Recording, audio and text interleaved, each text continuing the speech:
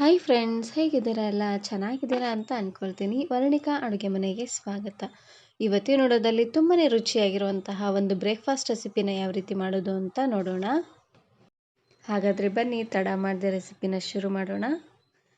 ಇದನ್ನು ಮಾಡಲಿಕ್ಕೆ ಮೊದಲು ನಾನಿಲ್ಲಿ ಒಂದು ಪ್ಯಾನನ್ನು ಬಿಸಿ ಮಾಡಲಿಕ್ಕೆ ಇಟ್ಟಿದ್ದೀನಿ. ಚೆನ್ನಾಗಿ ಬಿಸಿ ಆದಮೇಲೆ 1 ಕಪ್ ಆಗುವಷ್ಟು ಶೇಂಗಾ ಬೀಜನ ಹುರ್ಕೊಳ್ತಾ ಇದ್ದೀನಿ. ಉರಿನ ಪೂರ್ತಿಯಾಗಿ ಮೀಡಿಯಂ ಫ್ಲೇಮ್ನಲ್ಲೇ ಇಟ್ಟು ಚೆನ್ನಾಗಿ ಕೆಂಪಾಗೋ ರೀತಿಯಾಗಿ ಇದನ್ನ ಹುರ್ಕೊಳ್ಬೇಕು. ಚೆನ್ನಾಗಿ ಚಿಟಪಟ ಅಂತ ಸಿಡಿಬೇಕು ನೋಡಿ, ಅಲ್ಲಿವರೆಗೂ ಇದನ್ನು ಹುರ್ಕೊಂಡು ತಗೊಳ್ಳಿ. ನೋಡಿ ಈ ರೀತಿಯಾಗಿ ಚೆನ್ನಾಗಿ ಇದು ಹುರ್ಕೊಂಡಾದ್ಮೇಲೆ ಇದು ಪೂರ್ತಿಯಾಗಿ ತಣ್ಣಗಾಗ್ಲಿಕ್ಕೆ ಬಿಡಬೇಕು.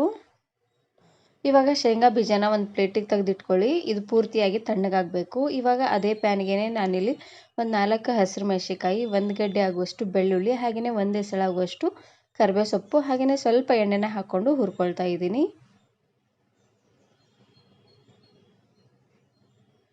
ಆದಷ್ಟು ಖಾರವಾಗಿರುವಂಥ ಹಸಿರು ಮೆಣಸಿನಕಾಯಿನ ತಗೊಳ್ಳಿ, ತುಂಬಾ ಚೆನ್ನಾಗಿರುತ್ತೆ.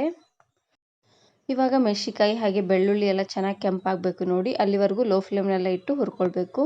ಒಂದು 2 ನಿಮಿಷವರೆಗೂ ಚೆನ್ನಾಗಿ ಇದನ್ನು ಇದೇ ರೀತಿಯಾಗಿ ಬಾಡಿಸ್ಕೊಳ್ತಾನೆ ಬೇಯಿಸ್ಕೊಳ್ಳಿ. ನೋಡಿ ಈ ರೀತಿಯಾಗಿ ಇದು ಅಷ್ಟೇ ಸ್ವಲ್ಪ ತಣ್ಣಗಾಗೋವರೆಗೂ ಹಾಗೆ ಇದನ್ನು ಒಂದು ಪ್ಲೇಟಿಗೆ ಹಾಕಿ ಬಿಟ್ಬಿಡಬೇಕು. ಇವಾಗ ನಾನಿಲ್ಲಿ ಒಂದು ಅರ್ಧ ಕಟ್ಟಾಗುವಷ್ಟು ಸಬ್ಬಸಿಗೆ ಸೊಪ್ಪನ್ನು ತೊಗೊಂಡಿದ್ದೀನಿ. ಸೊಪ್ಪನ್ನು ಚೆನ್ನಾಗಿ ತೊಳೆದು ಇವಾಗ ಸಣ್ಣ ಸಣ್ಣದಾಗಿ ಕಟ್ ಮಾಡಿ ಹಾಕ್ಕೊಳ್ತಾ ಇದ್ದೀನಿ. ಎಷ್ಟು ಸಾಧ್ಯ ಆಗುತ್ತೋ ಅಷ್ಟು ಸಣ್ಣ ಸಣ್ಣದಾಗಿ ಕಟ್ ಮಾಡ್ಕೊಂಡು ತಗೊಳ್ಳಿ. ಎಳೆ ದಂಟಿದ್ರೆ ಅದನ್ನು ಸಹ ನೀವು ಇಲ್ಲಿ ಹಾಕ್ಕೊಳ್ಬೋದು, ಚೆನ್ನಾಗಿರುತ್ತೆ. ಪೂರ್ತಿ ಬಲ್ತಿರುವಂತಹ ದಂಟಿದ್ರೆ ಹಾಕ್ಕೊಳ್ಳಿಕ್ಕೆ ಹೋಗ್ಬೇಡಿ, ಪೂರ್ತಿ ಕಡ್ಡಿ ಕಡ್ಡಿ ಥರ ಆಗ್ಬಿಡುತ್ತೆ, ತಿನ್ನುವಾಗ ಅಷ್ಟೊಂದು ರುಚಿ ಅನಿಸೋದಿಲ್ಲ. ನೋಡಿ ಈ ರೀತಿಯಾಗಿ ಸಣ್ಣ ಸಣ್ಣದಾಗಿ ಸೊಪ್ಪನ್ನು ಕಟ್ ಮಾಡ್ಕೊಂಡು ತಗೊಳ್ಳಿ. ಅರ್ಧ ಕಟ್ಟಾದರೂ ತಗೊಳ್ಬೋದು, ಇಲ್ಲಾಂದರೆ ಪೂರ್ತಿ 1 ಕಟ್ಟಾದರೂ ತಗೊಳ್ಬೋದು. ನೋಡಿ ಈ ರೀತಿಯಾಗಿ ಸಣ್ಣ ಸಣ್ಣದಾಗಿ ಕಟ್ ಮಾಡ್ಕೊಂಡು ತಗೊಳ್ಬೇಕು. ಇವಾಗ ನಾನಿಲ್ಲಿ ದೊಡ್ಡ ಮಿಕ್ಸಿ ಜಾರ್ಗೆ ಈಗ ತಾನೇ ಹುರಿದಿರುವಂತಹ ಹಸಿರು ಮೆಣಸಿನಕಾಯಿ ಹಾಗೆಯೇ ಬೆಳ್ಳುಳ್ಳಿ ಕರಿಬೇವು ಸೊಪ್ಪಿತ್ತು ನೋಡಿ, ಅದನ್ನು ಹಾಕ್ಕೊಳ್ತಾ ಇದ್ದೀನಿ. ಹಾಗೆಯೇ ಮೊದಲೇ ಶೇಂಗಾ ಬೀಜನ ಹುರಿದಿದ್ವಿ ನೋಡಿ, ಅದನ್ನು ಸಹ ಇದಕ್ಕೆ ಹಾಕ್ಕೊಳ್ತಾ ಇದ್ದೀನಿ. ನೋಡಿ ಶೇಂಗಾ ಬೀಜನ ಈ ರೀತಿಯಾಗಿ ಸಿಪ್ಪೆ ತೆಗೆದು ಹಾಕ್ಕೊಳ್ಳಿ. ಹಾಗೆಯೇ ಸ್ವಲ್ಪ ಕೊತ್ತಂಬರಿ ಸೊಪ್ಪು,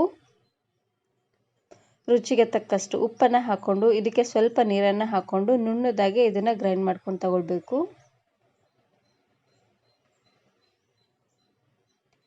ಪೂರ್ತಿ ನುಣ್ಣದಾಗೆ ಇದನ್ನು ಗ್ರೈಂಡ್ ಮಾಡ್ಕೊಳ್ಳಿ, ಚೆನ್ನಾಗಿರುತ್ತೆ.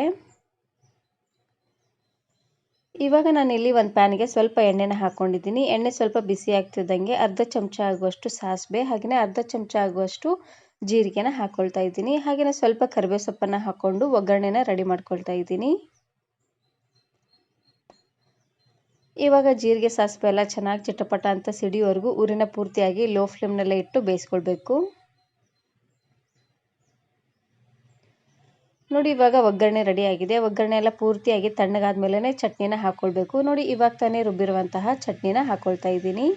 ಒಗ್ಗರಣೆ ಎಲ್ಲ ಪೂರ್ತಿಯಾಗಿ ತಣ್ಣಗಾದ್ಮೇಲೆ ಹಾಕ್ಕೊಳ್ಬೇಕು, ಇಲ್ಲಾಂದರೆ ಶೇಂಗಾ ಬೀಜದ ಚಟ್ನಿ ಆಗಿರೋದ್ರಿಂದ ಬೇಗನೆ ತಳ ಹಿಡಿದ್ಬಿಡುತ್ತೆ. ಇವಾಗ ಚೆನ್ನಾಗಿ ಇದನ್ನು ಮಿಕ್ಸ್ ಮಾಡಿಕೊಂಡು ರುಚಿ ನೋಡಿ, ಉಪ್ಪೇನಾದರೂ ಸ್ವಲ್ಪ ಕಡಿಮೆ ಅಂತ ಅನಿಸಿದ್ರೆ ಇನ್ನು ಸ್ವಲ್ಪ ಉಪ್ಪನ್ನು ಸಹ ನೀವು ಇಲ್ಲಿ ಹಾಕ್ಕೊಳ್ಬೋದು. ನೋಡಿ ಚಟ್ನಿ ರೆಡಿ ಆಗಿದೆ. ಇವಾಗ ನಾನಿಲ್ಲಿ ಒಂದು ಕಡಾಯಿಗೆ ಸ್ವಲ್ಪ ಎಣ್ಣೆನ ಹಾಕ್ಕೊಳ್ತಾ ಇದ್ದೀನಿ. 1 ರಿಂದ 2 ಚಮಚ ಆಗುವಷ್ಟು ಎಣ್ಣೆನ ಹಾಕ್ಕೊಳ್ಳಿ. ಎಣ್ಣೆ ಸ್ವಲ್ಪ ಬಿಸಿ ಆಗ್ತಿದ್ದಂಗೆ ಇವಾಗ ನಾನಿಲ್ಲಿ ಒಂದು ಅರ್ಧ ಚಮಚ ಆಗುವಷ್ಟು ಜೀರಿಗೆ ಮತ್ತು ಸಾಸಿವೆನ ಹಾಕ್ಕೊಳ್ತಾ ಇದ್ದೀನಿ. ಚಟ್ನಿ ಸ್ವಲ್ಪ ಹುಳಿ ಹುಳಿಯಾಗಿ ಬೇಕು ಅನ್ನೋ ಹಾಗಿದ್ರೆ ಲಾಸ್ಟಲ್ಲಿ ಸ್ವಲ್ಪ ಲಿಂಬೆ ಹಣ್ಣಿನ ರಸನೂ ಕೂಡ ನೀವು ಇಲ್ಲಿ ಹಾಕ್ಕೊಳ್ಬೋದು.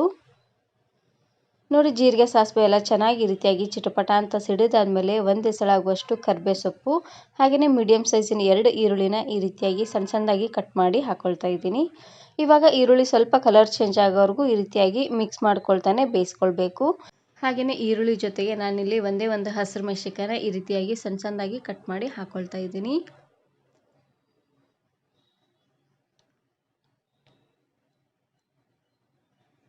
ಇವಾಗ ಉರಿನ ಪೂರ್ತಿಯಾಗಿ ಲೋ ಫ್ಲೇಮ್ನಲ್ಲೇ ಇಟ್ಟು ಸ್ವಲ್ಪ ಕೆಂಪಾಗಬೇಕು ನೋಡಿ, ಇದು ಪೂರ್ತಿ ಹಸಿ ವಾಸನೆ ಎಲ್ಲ ಹೋಗಿ ಸ್ವಲ್ಪ ಕಲರ್ ಚೇಂಜ್ ಆಗೋವರೆಗೂ ಬಾಡಿಸ್ಕೊಂಡ್ರೆ ಆಯಿತು.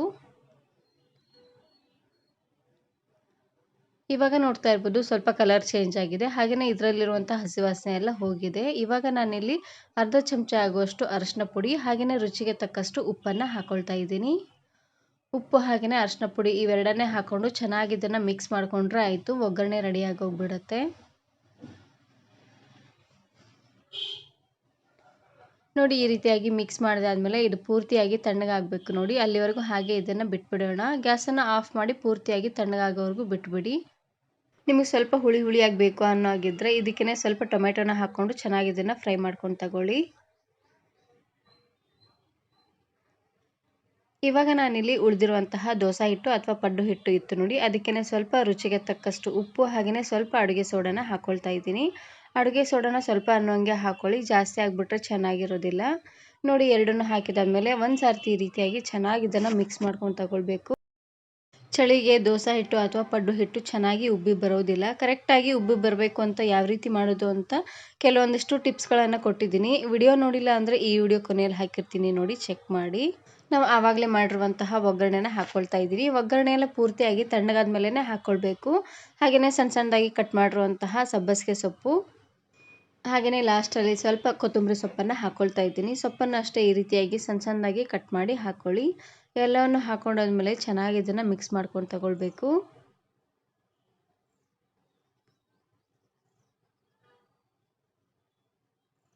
ನಾನು ಇದೇ ರೀತಿ ಬಹಳಷ್ಟು ವೆರೈಟಿ ಆಗಿರುವಂತಹ ಪಡ್ಡು, ದೋಸೆ ಹಾಗೆಯೇ ಬ್ರೇಕ್ಫಾಸ್ಟ್ ರೆಸಿಪೀಸ್ನ ಅಪ್ಲೋಡ್ ಮಾಡಿದ್ದೀನಿ. ವಿಡಿಯೋ ನೋಡಿಲ್ಲ ಅಂದರೆ ಈ ವಿಡಿಯೋ ಕೊನೆಯಲ್ಲಿ ಹಾಕಿರ್ತೀನಿ ನೋಡಿ, ಚೆಕ್ ಮಾಡಿ. ನೋಡಿ ಈ ರೀತಿಯಾಗಿ ಚೆನ್ನಾಗಿ ಇದನ್ನು ಮಿಕ್ಸ್ ಮಾಡ್ಕೊಂಡು ತಗೊಳ್ಬೇಕು. ಚೆನ್ನಾಗಿ ಈ ರೀತಿಯಾಗಿ ಮಿಕ್ಸ್ ಮಾಡಿದಾದ್ಮೇಲೆ ಇವಾಗ ಒಂದು 5 ನಿಮಿಷವರೆಗೂ ಹಾಗೆ ಇದನ್ನು ಬಿಟ್ಬಿಡಬೇಕು. ಹಿಟ್ಟು ಚೆನ್ನಾಗಿ ನೆನಿಬೇಕು ನೋಡಿ. ಹಾಗಾಗಿ 5 ನಿಮಿಷ ಆಗ್ತಿದ್ದಂಗೆ ಇವಾಗ ನಾನಿಲ್ಲಿ ದೋಸೆ ಹಂಚನ್ನು ಬಿಸಿ ಮಾಡಲಿಕ್ಕೆ ಇಟ್ಟಿದ್ದೀನಿ. ಹಂಚು ಚೆನ್ನಾಗಿ ಬಿಸಿ ಆದಮೇಲೆ ಇದಕ್ಕೆ ಸ್ವಲ್ಪ ಎಣ್ಣೆನ ಹಾಕ್ಕೊಳ್ತಾ ಇದ್ದೀನಿ. ಎಣ್ಣೆನ ಹಾಕ್ಕೊಂಡು ಈ ರೀತಿಯಾಗಿ ಪ್ಯಾನ್ ತುಂಬ ಸ್ಪ್ರೆಡ್ ಮಾಡ್ಕೊಂಡು ತಗೊಳ್ಳಿ. ಇದಕ್ಕೇ ಸ್ವಲ್ಪ ನೀರನ್ನು ಚಿಮ್ಸ್ಕೊಂಡು ದೋಸೆ ಹಿಟ್ಟನ್ನು ಹಾಕ್ಕೊಳ್ಬೇಕು.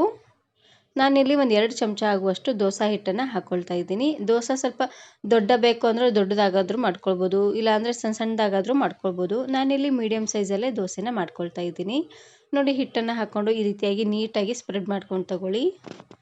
ದೋಸೆನ ಪೂರ್ತಿ ದಪ್ಪದಾಗೂ ಬೇಡ, ಪೂರ್ತಿ ತೆಳ್ಳದಾಗೂ ಬೇಡ. ನೋಡಿ ಈ ರೀತಿಯಾಗಿ ಮೀಡಿಯಮ್ ಆಗಿ ಹಾಕ್ಕೊಂಡು ತಗೊಳ್ಳಿ.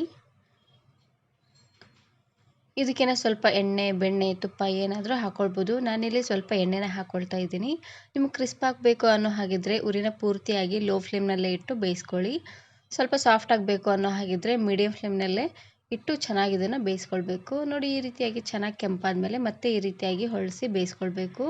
ನೋಡಿ ಎರಡು ಸೈಡು ಈ ರೀತಿಯಾಗಿ ಚೆನ್ನಾಗಿ ಕೆಂಪಾಗೋವರೆಗೂ ಬೇಯಿಸ್ಕೊಂಡ್ರೆ ಆಯಿತು. ತುಂಬಾ ರುಚಿಯಾಗಿರುವಂತಹ ಒಂದು ದೋಸೆ ರೆಡಿ ಆಗೋಗ್ಬಿಡುತ್ತೆ. ಒಂದೇ ಒಂದು ಸಾರ್ತಿ ಈ ರೀತಿಯಾಗಿ ಸಬ್ಬಸಿಗೆ ಸೊಪ್ಪನ್ನು ಹಾಕಿ ದೋಸೆನ ಮಾಡ್ಕೊಳ್ಳಿ, ತುಂಬಾ ರುಚಿಯಾಗಿರುತ್ತೆ ಅಂತಲೇ ಹೇಳ್ಬೋದು. ಹಾಗೆಯೇ ಇದೇ ಹಿಟ್ಟಲ್ಲಿ ಸ್ವಲ್ಪ ಈ ರೀತಿಯಾಗಿ ಪಡ್ಡನ್ನ ಹಾಕ್ಕೊಳ್ಳಿ, ರುಚಿ ಅಂತೂ ತುಂಬಾ ಚೆನ್ನಾಗಿರುತ್ತೆ. ಪಡ್ಡು ಹಂಚಿಗೆ ಸ್ವಲ್ಪ ಎಣ್ಣೆ ಅಥವಾ ತುಪ್ಪನಾದರೂ ಹಾಕ್ಕೊಂಡು ಈ ರೀತಿಯಾಗಿ ಹಿಟ್ಟನ್ನು ಹಾಕ್ಕೊಂಡು ಚೆನ್ನಾಗಿ ಇದನ್ನು ಬೇಯಿಸ್ಕೊಳ್ಬೇಕು. ಆದಷ್ಟು ಈ ರೀತಿಯಾಗಿ ಮೇಲ್ಗಡೆ ಮುಚ್ಚಳನ ಮುಚ್ಚಿ ಬೇಯಿಸ್ಕೊಳ್ಳಿ. ಇವಾಗ ನೋಡ್ತಾ ಇರ್ಬೋದು ಪಡ್ಡು ಎಷ್ಟು ಚೆನ್ನಾಗಿ ಕೆಂಪಾಗಿ ಬೆಂದಿದೆ ಅಂತ.